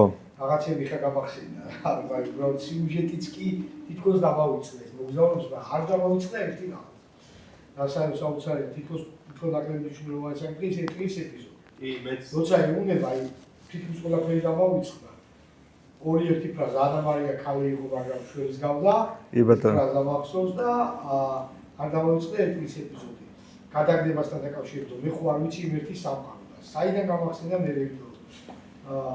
ერთი რომ სუფთა ბიბლიურად რო შეხვდეთ საკითხი, აი თქვენი წმენდა სადაც იესო ქრისტე მუდმივად ეძახის რომ თქვენი წმენდის აი მოგიხდა, თქვენი წმენდის აი მოგიხდა. შენი წმენდა, შენი სამყარო. წმენდის რეალობა, შენს გარშემო. კი. ეს ერთი სუფთა სახალებიდან მოვა. შენ მარც წმენამ გაწყულა იმ კანონო კალგაზე შეეხება რა და ვიშებო ხო? და შენ მარც წმენამ გაწყულა.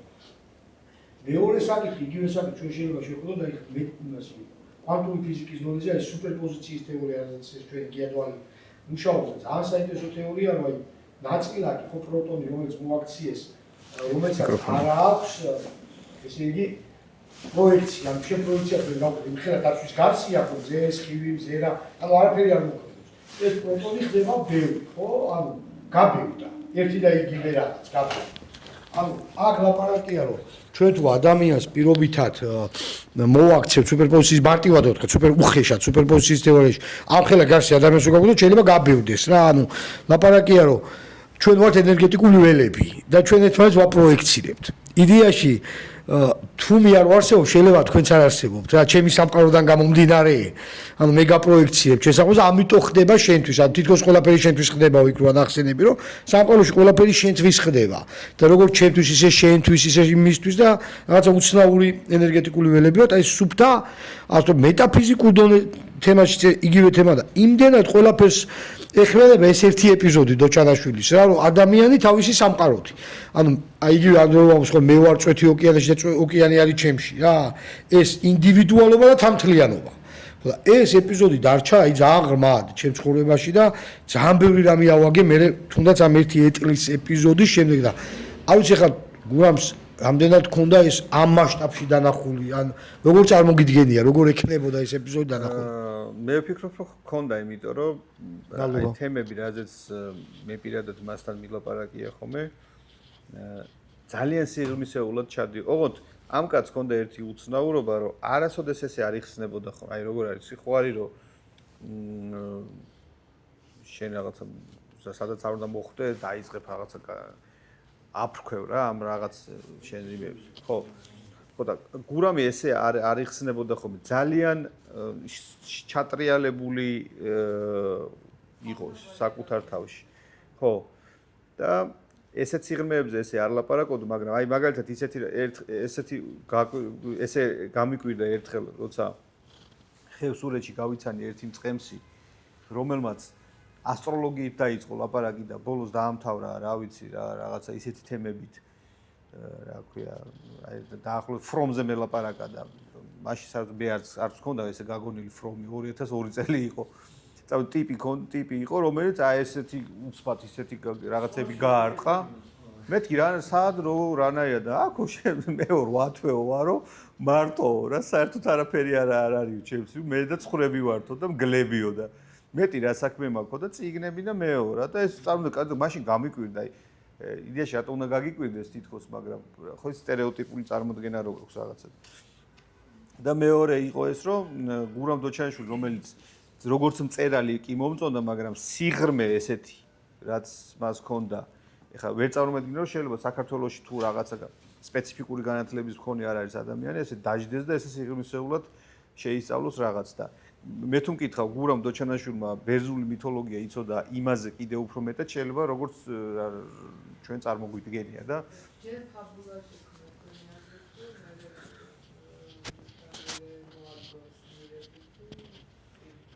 ეგ არ ვიცი, ეხა ამაზე ამ წიგნზე უკიჟინებენ რომ მოკლედ ის არისო რაღაცა სიუჟეტის გადამღერება, ჯერ ერთი, მოდი ესე ვთქვათ, რომ სოფლიოში არსებობს ცნობილია უკვე ეს ჩემი გამოგონილი ამბავი არ არის.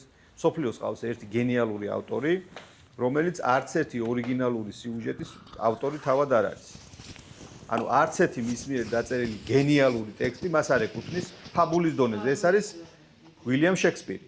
შექსპირს არც მე მგონი 3 თუ 4 ტექსტი აქვს დაწერილი, ყველაზე დაბალი დონის რაც არის მის შემოქმედებაში არის ის ფაბულა, რაც მან გამოიგონა. დანარჩენი ყველა მის ტექსტს ყავს მანამდე ავტორი. შექსპირი იღებდა მზაფაბულას და როგორც ოსტატი ხელახლა წერდა და ისე მიქონდა მერე საზოგადოების წინაშე. და ეხლა ვინმე იტყვის, რომ შექსპირი ცუდი ავტორი, ის ყველა ის ავტორი გვახსოვს, იმიტომ რომ შექსპირმა დაწერა მერე მისი ფაბულის მიხი. ყველაფერი არსებობდა მანამდე, რა ვიცი.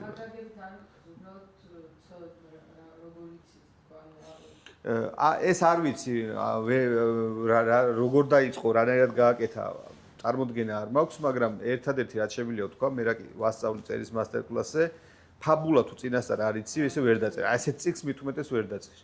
ანუ შენ ჩონჩხი თუ არ იცი მთლიანი ტექსტის, ესე გზადაგზარო დაწერო ტექსტი შეუძლებელია. ჯერ ერთი ამ ტექსტში ცნობ ისა ფაბულა ისედაც ვიცით, როგორც ვთქვით, უძღები შვილის იგავი, ანუ ჩონჩხი უკვე არსებობს. შემდგომ ამ ჩონჩხის გაშლა და გამცობა იმ ხაზს ვერ გაექცევი ვერანაირად. ამიტომ მე ვფიქრობ, რომ ჯერ სიუჟეტი იყო და შემდგომ დანარჩენი რაღაცეები შეიქმნა. ამაში თითქმის დარწმუნებული. ჟანის სომში ლიოსას რო გითხურობ, საერთოდ სხვა რაღაცა, იგივე სიუჟეტია, იგივე ისტორიული ისინი აგებული სახელების დონეზე, მაგრამ სულ სხვა სადაც ჩანაშვილი სულ სხვა კუთხიდან, ცოტა მძიმე წასაკითხიც ერთხელ ჩანაშვილი. კი ბატონო, ეს მე ვფიქრობ, რომ ეს იყო ტექნიკა, როგორ უნდა ესე გაპარვოდა ამ იმას, რა ქვია, ცენზურას. ეხლა მე წეღარაში რაც თქვი, პოლიტიკური შრე ამ ნაწარმოების. ეხლა წარმოიდგინეთ, ეს პოლიტიკური შრე, მე დარწმუნებული ვარ, რომ ის კრიტიკოსები, ვინც იყვნენ და ცოდნე ხალხი იყო, ისინი არ იყვნენ ვიღაცა ეხლა ეს რიგითი პარტიული მუშაკები.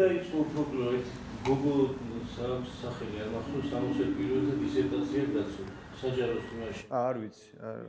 ხო. და დისერტაცია არ მახსოვს არც სახელი, მე არ კითხულობ ხოლმე. ჩიფროვანის განხილვებსაც კი არ კითხულობ.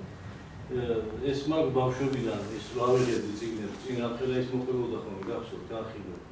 ნებისმიერი, მაგალითად, სოფლიო ლიტერატურა, რომ წინ რომელიღაცა კრიტიკოსის დიდი ის და ვიწევდი იქიდან და სამყაროს დავამთავრებდი, არ მაინტერესებდა წიგნში და იმის მერე არ კითხულობდა, ამიტომ არ დამამახსოვდა არც გოგოს სახელი, უბრალოდ ჩამივარდა ხელში, რომ 61-ზე გამოგოს დისერტაცია. საინტერესოა სიამოვნებით წავიკითხავ, რომ ცოდნა და წავიკითხავდი შეიძლება უფუგებსო. კარგად რო იცნობს. ბერძნულ ლიტერატურაზე როგორ გადააზრებას ვთავაზობს ლიტერატურის. როგორც უმრავლესობა ბავშვებისა ვიყავი მოუსვენარი და მშობლების ამსახველი მიკროფონი. პაპასთან ტოვებდნენ ხოლმე. კოლა პაპა კიდე იყო ძალიან დიდი მოყვარული წიგნის კითხვის. კოლა პაპას უყვარდა ძალიან გაზეთები, წიგნები, ყველაფერი. ხომ ტოვებდნენ ამ კაცს. რითი გავეჩერებინ არისო და მომაჩეჩებდა ხოლმე ამ იმას, რაღაცა ნაგლეს გაზეთთან და ნელ-ნელა ამასთან პაპასთან ურთიერთობით ისე მოხდა, რომ დავიწყე ცნობა ასოების. და პირველი რაც წავიკითხე, იყო მნათობში თუ ცისკარში. მხოლოდ ერთი კაცის ფრაგმენტი აღმოჩნდა სკირონზე რო აქვს, როგორი გადააზრება აი ბერძნული მითოლოგიის. თეზევსმა რომ ეგ არის მე მგონი ამაზე არანაკლები ტექსტი. მე მგონი დაუმთავრებელი არ ვიცი დაამთავრე, იმიტომ რომ ის ფრაგმენტი მახსოვს რომ არ სრულდებოდა. დამთავრებული. მხოლოდ ერთი კაცი ასე ქვია. კი, მხოლოდ ერთი კაცი. მისი ერთ-ერთი საუკეთესო ნაწარმოებია. აი ძალიან სერიოზული ისა გადააზრება იმ კონკრეტულად იმის კირონის პიროვნების. ხო, რა კი ასეა დაწერილი, მოდი ესე აღვასრულოთ ეს. ხო, პლუტარქეს ხო ესე აქვს, მაგრამ მისი სამშობლოს ხალხიოს და მე ანამანიანზე რო აქვს ისინი გადასვლები, სასწაული იყო. ეს იყო პირველი ფრაგმენტი და მე აღვიდგინე რომ თურმე ეს მე ხო ჩამივარდა დოჩანაშვილის კითხვა რო დავიწყე, ეს ფრაგმენტი მხოლოდ ერთი კაცის რო წავიკითხე. გამახსენდა რომ წაკითხული მქონდა რაღაც და ის სასწაული ისე აქვს, ცოდნა აქვს, ჯერ თუ არ იცი რას გადაიაზრე. ბევრ ტექსტში აქვს. აი ბერძნული მითოლოგია ბევრგან აქვს. და სამოსელი პირველი საერთოდ რო წავიკითხე, პირველი ბედნიერება მაშინ განვიცადა. რაც იყო აი კმაყოფილება რომ გიხარია რაღაცა, ის სასწაული იყო რა. ისეთ გარდატეხის ასაკში მოხდა ეს ყველაფერი და ხო, ამ წიგნზე ესე გურამს ეუბნებოდნენ რომ თურმე ძალიან პოპულარულია აღმოჩნდა რომ დათვალეს ყველაზე პოპულარული ეს წიგნი არის 17-დან 25 წლის ასაკის მკითხველში. და მერე იკლებს ასე ვთქვათ რა. ვიცი, რამდენად იკლებს არ ვიცი. ორჯერ ხოზედიზე წავიკითხე და შარშან წავიკითხე ეგა, ეგ ყოფილა პირველი გამოცემა თურმე. მე წავიკითხე პირველი სამათ რო გამოიცა თუ ორად. ჯერ ჩამივარდა ხელში ლამას ქალაქის ჩათვლით იყო ეპიზოდი. და მე დავიწყე ძიება კინაღამ გავგიჟდი, ვიცოდი რომ კიდე გძელდებოდა და გარელში არ იყო მაგის საშუალება. სანამ მოვიძიე მე ჩემი დამემართა, აი რა ვიცი რა იყო. ესეთი წიგნი მქონდა, ერთ ადამიანს ვათხოვე, მე აღარ დამიბრუნა და ესე სამყარომ დამიბრუნა მე, იმიტომ რომ მაჩუქეს ეს წიგნი. ეხლა და მე კურსის დავგეგმეთ გურამ დოჩანაშვილი, როგორც გითხარით და 7 ლექცია დარჩა კიდევ მე ამის შემდეგ. ისინი ფიქრობ რომ ძალიან საინტერესო იქნება, იმიტომ რომ ასეთი ტიპის გადააზრება გურამ დოჩანაშვილის მე მგონი უფრო სრულყოფილად დაგვანახებს ავტორს. ეხლა მე არ ვიცი დღეს რამე სიახლე თქვენ წაიღებთ აქედან არ წაიღებთ, მაგრამ ყოველ შემთხვევაში პირდაპირ როდის ტოლი როდისებში ესტაფეტას მისცემს და გრძელდება. კი, გრძელდება. კი ბატონო. კი ბატონო. ხო არ გაქვთ რამე კიდე. ერთხელ წავიკითხა.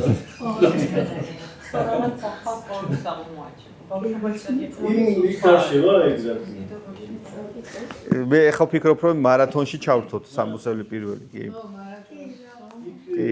დილებულებით კლუბში მოგვიწევს მიკითებული და. ხო, კი. იქ სახელების განმარტება რო იცი კიდევ ერთხელ რო წაიკითხავ შეიძლება კიდევ ბევრი სხვადასხვა კი. სამ უღამში გაქვს რო დაინახე რაღაც ახალი თქო შეხედუსაც ახალი კლუბური შეხვედრებიც კარგია, რომ ერთმანეთს აზრს უზიარებს და უფრო სპანელი თვალით უყურებს. შენ რო ფიქრობ, რაღაც თითქოს ეჭვგებარება, რომ მართლა ასეა, მაგრამ იმედაც კიდე თანამოაზრე რო ყავს და ის იმკიცებს, რომ მეცას თვალით შეხედოს. აი ხა ლაშაბართიას ექნება დოჩანაშვილი, ესე რელიგია გურამ დოჩანაშვილთან. და ლაშაბართია თეოლოგია და წარმოიდგინეთ ახლა ის მარტო 61-ზე არ ილაპარაკებს როდინა საყრალზე კაცის სახელად ნოე ამ ტექსტებში რელიგიის ნაწილი როგორ შემოდის და როგორ ახლა ის მონაკვეთი რაც მე გითხარით ესე კონკრეტული ფაბულა ცოტა რთულია რომ იმას ხნა რა არ ვიცი ახლა ეს 4 ტომატური და გმაჩობი სამტომატური მომწევი. ძალიან რთული სიუჟეტებია, მაგას ხო. კი. შეიძლება ერთი 40 ფურცელი წაიკითხო და ერთი წინადადება, ერთი წინადადება. წერტის არასოდეს მიგდით და მე ვფიქრობ, რომ ეგ ცოტა მომდევნო თაობის გასაგები ლიტერატურა იმდენად რთული ედით არის, კონსტრუქციაც იმდენად რთულია. ეკლესიური წიაღწევები და ამ ყველაფერს ის თავისებურად უნდა ეთქვა მაინც ეს ხო, ნუ ეხა ხო გითხარით, რავი, ჩემთან აქ მოყოლის არ გეუბნებით, მე მითხრა, აი გვერდით სახლში ცხოვრობდა გურამ დოჩანაშვილი და რა ვიცი, მან ვიყავ ვისხედით, სტუმრად მივედი და რაღაცას ეს ლაპარაკობდით, ზამთარი იყო, ციო და იმ სიცივეში არც იმაშებოდა ხოლმე, ესე საკუთარ თავს ესე აკაჟებდა მუდმივად რა. ოჯახის წევრები ეხვეწებოდნენ რომ რაღაცა თბილად ისე, მაგრამ არა, აი რაღაცა განდეგილი ვიცხოვრობ. ხო, და მაშინ მითხრა რომ აიო, ჩემი პატარა ძმა ხარო ჩათვალე და გეუნებიო რომ მინდა ბერაბაზე ფიქრობო და ვერაფერს ვერ გადავდგი ეს ნაბიჯიო რა და რაც უნდა გადაეღო სუსხალამი ახლა დებს სუსხანაირის იწება ვერც წარმოიდგენს ვერანი ახლა ბერობაზე თუ ბერი არა ხარ უნდა ილაპარაკო გასმასო ხო არ ვიცი ახლა მე ბერი არა ვარ არც ყოფილ ვარ ე მარტივი იქიდან შეიძლება აი მონასტერში მიდიხარ იცი რომ უნდა წამოხვიდე და როგორი იოლი და რომანტიკულია საკმარისია პირობა დადო აქედან აქამდე უნდა ვიყო იქ იწყება ისეთი ბრძოლები წერსალოსური და წარმოიდგინე ახთმარობა და სულ ესე უნდა იყო რამხელა ბრძოლები გინდა ფსიქოლოგიური კითხვით აიღე გინდა სულიერი თვალსაზრისით მისტიკურად აიღე გინდა ფსიქოლოგიურად ძალიან რთულია რომ ახთმას ვდებ და მოჩ კი ბატონო წარმოიდგინე მიგინას და ის როგორია თქვენ გაქვთ კითხვა ის მიკროფონში ოღონდ რომ ჩავიწეროთ მაინც თუ გინდა აქვს შეკითხვა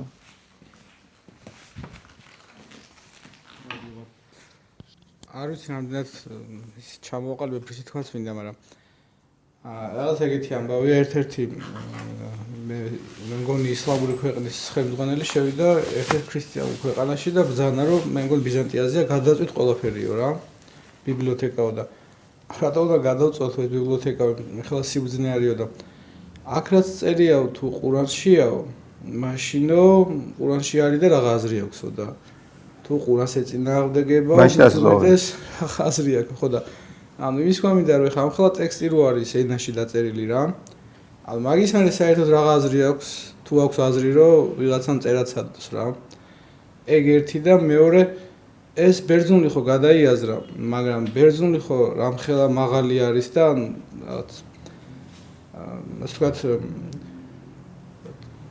სიტყვა დამავიწყდა ანუ განცდა აქვს რომ ჭეშმარიტება არის და რაღაც ძალიან მაღალი დონე არის ხო და ეხლა მოვიდა გურამი და გადაიაზრა და შეიძლება მოვიდეს კიდევ ვიღაცა და ეს გადაიაზროს ანუ ეს გადაზრება სადამდე მიდის ეს აზრები დამოკიდებულია აი იმ გარებოზე რომელშიც ავტორი წერს თუ სადღაც არის ადგილი სადაც ეს აზრები ყოველთვის მართალია რაღაც მომენტში და რაღაც ლოგიკით რა. აზრი აქვს თუ არა დაწერას ამაზე მაქვს პასუხი ასეთი რომ ჩვენ აი ვინმე ადამიანი მეორდებით როგორ ფიქრობ? აი ხა თქვა შეიძლება კი არა. ნუ ეხა მე რამდენადაც ვიცი მეცნიერული თვალსაზრისით ისა რა ქვია დნმ-ის მიხედვით განუმეორებელია ხო ჩვენი ეს დეზოქსირიბონუკლეინის მჟავა არის სრულიად უნიკალური ხო ჩვენი რაც აი ბიოლოგი ყავს და მეორდება რა საკმარისი დრო თუ გავა გამეორდება რა. როგორ? იდენტური ჯგუფი თუ არა. ხო, გენეტიკური შეიძლება იყოს იდენტური, მაგრამ ფენოტიპი. ხო, ანუ შესაბამისად რა კი ორი ადამიანი არ არსებობს. ყოველ შემთხვევაში ხა ჭადრაკის ორი პარტია არ მეორდება და ადამიანი რო არ მეორდებოდეს, რა გასაკვირი არის, ხო? სუმცირე იმიტომ ვერ გამეორდება, რომ ერთ საუკუნეში 8 მილიარდ კაცში ალბათობა იმისა, რომ ორი ერთნაირად იყოს და ორივე ერთდროულად დაიწყოს წერა და ასე შემდეგ შეუძლებელია. და საკმარისია, რომ 10 წლის განსხვავებით ხა გურამ დოჩანაშვილი სხვა ეპოქის კაცი იყო, მე სხვა, ხო? უკვე ერთნაირი ვერ ვიქნები, სულ ერთი გენოფონდი გქონდეს. და თუნდაც ფენოტიპურადაც ერთნაირად რო ხო მაგრამ ნახეთ რა ხდება ჩემი გააზრებული სამყარო უკვე სხვანაირი არის ერთი და იგივე ამბავი შეიძლება ორმა კაცმა ორ სხვადასხვა ეპოქაში და თან სხვადასხვა გენოფონდის და ფენოტიპურადაც და რა ვიცი ეპოქაში ცხოვრება ადამიანმა ანუ ყველა ისტორია მაინც უნიკალური იქნება მე შეიძლება ისტორიები მსგავსი გადავწერო მაგრამ სხვა შექსპირის მაგალითი წერან ხო გითხარით ესე ხალხმა ესე იგი ისა რა ქვია იმას ის ტექსტი რა ქვია კაცო ყოფნა არ ყოფნა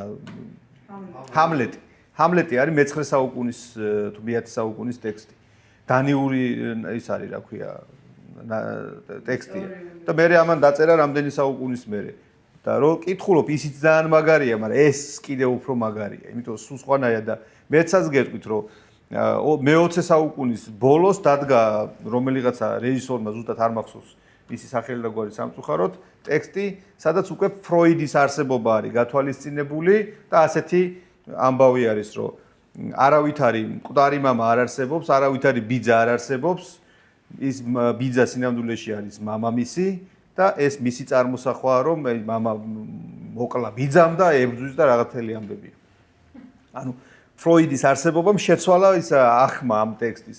ნახე საუკუნეების პრიზმაში. ამიტომ ტექსტის წერას აზრი არ ეკარგება არანაირად პირიქით.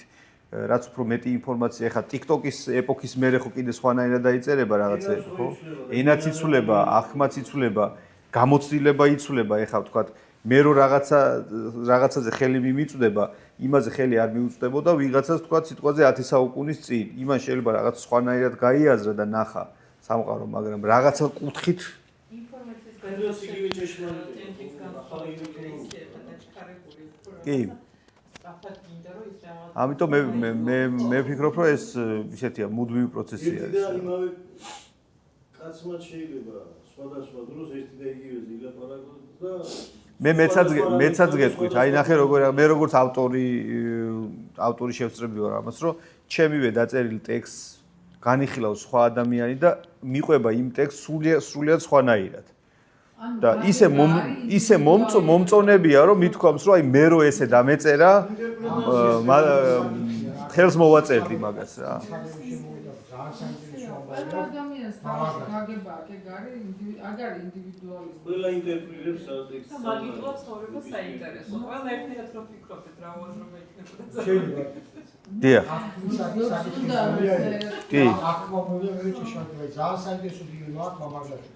პლუსტის დღიურიდან მოყავს ესეთი ეპიზოდი, როდესაც ორი გოგონა ცეკვავს რა და ორი მეგობარი უყურებს თუ იცით ეს ეპიზოდი რა. რომელია რეალობა? ერთი რო ეხა მეგობარი უყურებს, ორი მეგობარი არის კაბაში და უყურებს, რომ მისი შეყვარებული და მისი დაქალი ცეკვავენ და ბიჭები არ არიან, ორი გოგო ცეკვავს და ბედნიერი უყურებს და მეორეც მეგობა შემოაქვს ინფორმაცია. კონკრეტული ინფორმაცია შემოაქვს, რა ინფორმაციის შემდეგ სხვანაირად ხედავს და ხედავს იტიბუსებას. და რომელია რეალობა? ინფორმაციამდე რასაც ის ხედავდა თუ ინფორმაციის მიღების შემდეგ. ერთი და იგივე სიუჟეტი, ორი სხვადასხვა რეალობა. და ზუსტად ახლა ჩვენ ლაპარაკობთ, რა გამოცდილებით ვკითხულობთ წიგნებს. ახლა ჩვენ მაინც ისაა, დოჭანაშვილი სულ სხვა აქტუალები წავდა, ზემოეირა გმირი და რაღაცა დღეს უკვე წრეზე ჩავფიქრდი და საერთოდ სხვა კვანტური ფიზიკა და სხვა რაღაც თემები ხო რაღაც სხვა გამოცდილება სხვა გაგებიდან შეიძლება შეხედო. ზუსტად მაგიტომ ყოველ ჯერზე საინტერესოა დიდი ნაწარმოებები და ყოველ ჯერზე ვეფხის ქაოსად ხა იგივე გასაცვალოები და რაც ეს ვიგებ მაგრამ რეალობა იცვლება. აქაც იცვლება. სხვათა შორის ძალიან საინტერესო გადასაღები იქნება სამოსელი პირველი. აი მე მაგალითად მე რო კულტურის სამინისტროში რაღაცა სიტყვა რომ მეთქმოდეს და დავაფინანსებდი ამას. მაგან დაწერა სამოსელ პერიოდში მუსიკა. ისე მაინტერესებს იმის მოსმენა და ყორავისა. სამოსელ პირველზე იქნება ძალიან მაგარი ფილმი. აი მაგარი სერიალი უფრო მე ვფიქრობ რომ ერთი 4-5 მინიმუმ 4-5 სერიანი მაგარი დაწერა სცენარი გურამ და აი სამეფო კარის თამაშის გამოძიების კონკურენცია. HBO ვინავნების ხო არა მე დავაფინანსებდი ამას ეს იქნებოდა ჩვეულებრივი ესე ხა ეგრე არ ხდება სცენარი დაწერეთ უნდა პროექტი არსებობდეს მაგრამ მე რო ვიყო თქვა რა ვიცი კულტურის სამინისტროში რაღაცა ამბავი და შემეძლოს რომ რაღაცათა ფინანსები სადღაც გადავანაწილო ჩვეულებრივად კერძო პირი ამას ნაჩვენებელი იყო ასეთი ტიფლისი და ის რო გადაიღო ქერჩი ჩემი ბავშვობის ამხანა გიქალისია ჩვეულებრივი გიჟი ბავშვობიდან ეგეთი აი ჩაგეწვეთებინა როგორც ისინი გადაიღო მაგრამ აღარ დარჩა საქართველოში და წავიდა სხვაგან რო ჩააწვეთო უბრალოდ ესეთი რაღაცა ეგრევე დაიწყეს ამაზე ფიქრს და ამის ხო არა ეს ამას ძალიან დიდი ფინანსები დასჭირდება ეს 1 და 2 მილიონის ამბავი არ არის ეხა ეს შინაგანი რაღაცა უნდა ქონდეს რომ გააკეთო თუმცა მარტო იმდო კი უნდა გადაიღო გადაიღო და რაღაც ფული აიღო აი შინაგანად უნდა გინდოდეს თუმცა მინდა გითხრათ რომ ასეთი ტიპის პროექტები ეხა სხვაგან მივდივართ მაგრამ ასეთი ტიპის პროექტებს ფინანსური უკუგებაც საკმაოდ დიდი აქვს ხოლმე მაგალითად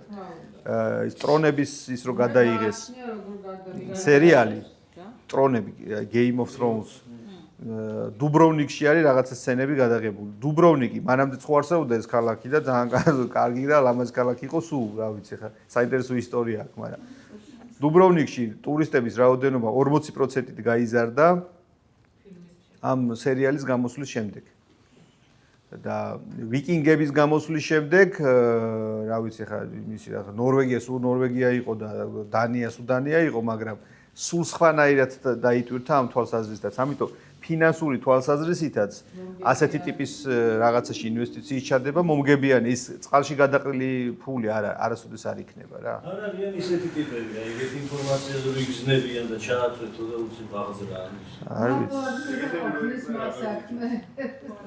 ვერ გეტყვით მე არ ვიცნობ ესეთ ხალხს და იმედია არსებობს სამოსელი პირველის თემა დღეს იმდენად აქტუალური შეიძლება არც იყოს რომ რაღაც საინტერესოც იყოს.